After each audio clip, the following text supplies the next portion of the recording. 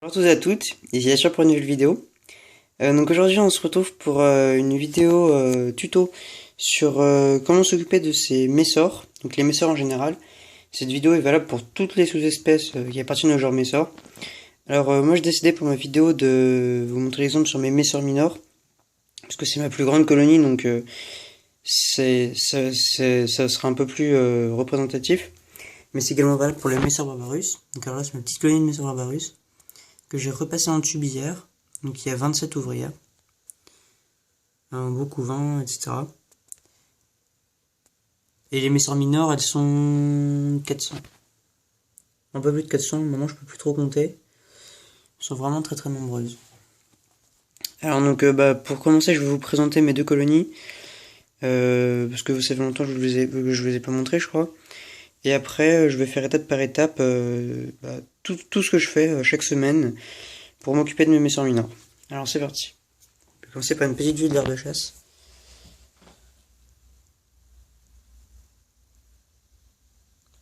Vous voyez qu'elles sont très actives dedans. J'ai mis un abreuvoir qu'on peut voir à gauche.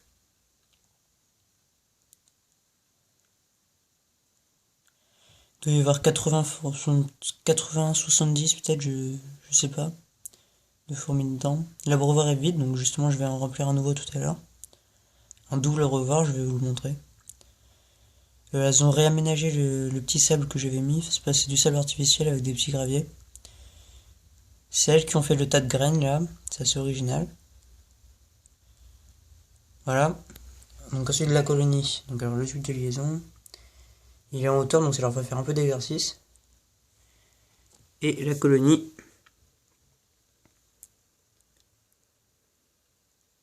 Il y a de très très gros majors qui sont nés.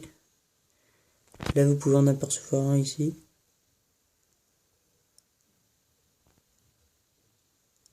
Très très beau major. Généralement c'est des médias qui sortent dans l'aire de chasse. Les majors sortent très très peu du nid. Là il n'y a que des médias dans l'aire de chasse, j'ai l'impression. Ou des mini majors, mais c'est loin d'être les plus gros.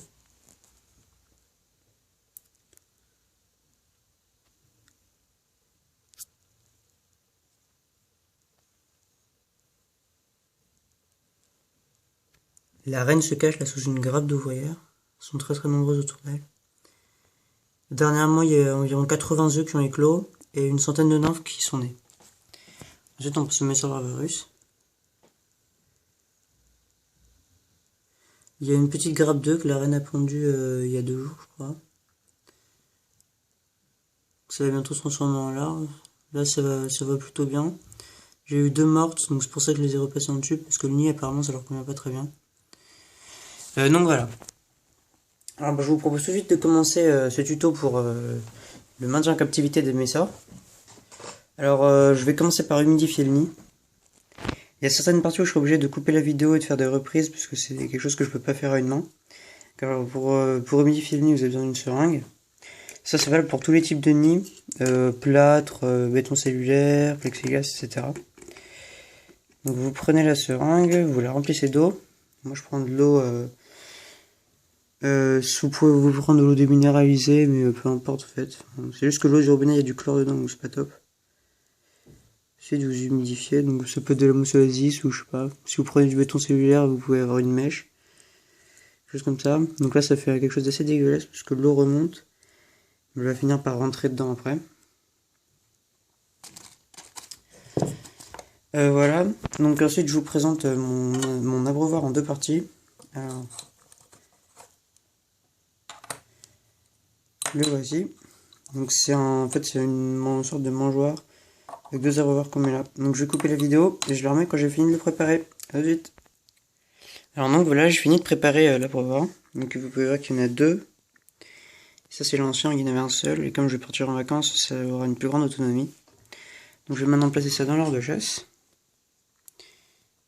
Je vais éviter d'écraser des fourmis.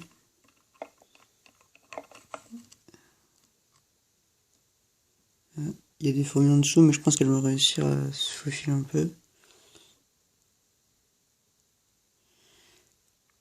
Ouais, c'est bon, j'y arrive. Donc voilà. Maintenant, je vais procéder au nettoyage de l'aire de chasse. Donc regardez une dernière fois ce que ça donne quand elle est sèche.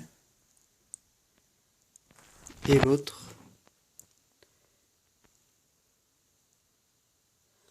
Voilà, je refais une petite pause et je vous montre le résultat.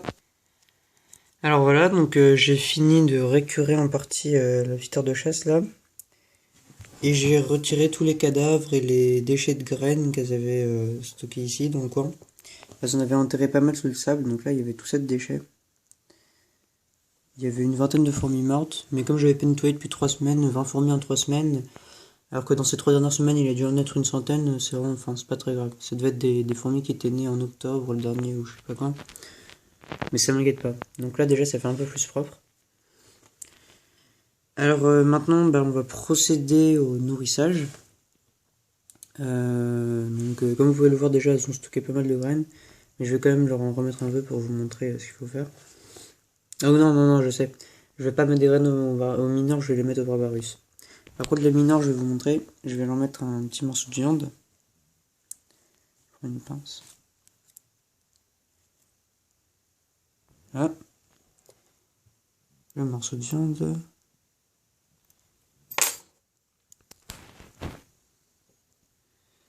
Et je vous montrerai vers la fin de la vidéo, en principe elles seront toutes dessus. En général la viande elle l'apprécie plutôt bien. Ça dépend si elles ont besoin de protéines ou pas. Là, elles ont pas trop l'air de vouloir... J'ai l'impression en fait qu'il y a que les gros médias et les majors qui s'occupent de la viande parce que ils ont des plus grandes mandibules pour la découper. Je vous montrerai à la fin de la vidéo ce que ça donne. Voilà. Donc là, maintenant on s'occupe des graines. Alors donc on va s'occuper des graines pour les barbarus.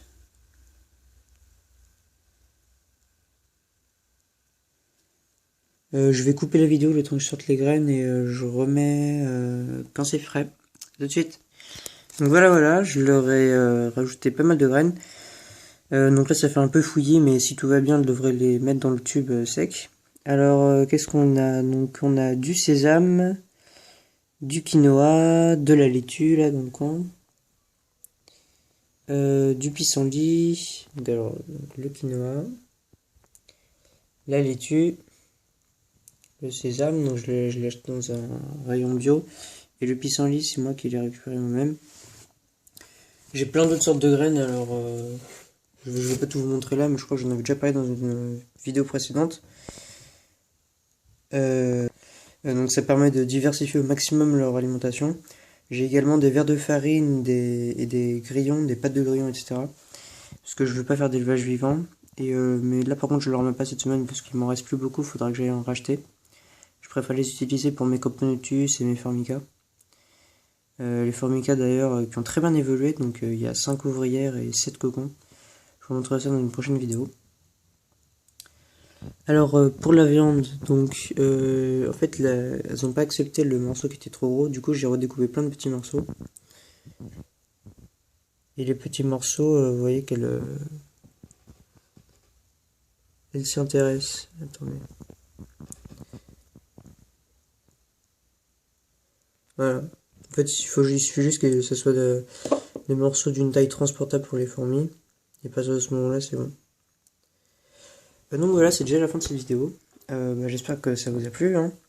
Déjà 38 abonnés ou 39, je sais pas, faudrait que j'ai regardé. Vraiment, c'est extraordinaire, merci à vous, ça me fait super plaisir.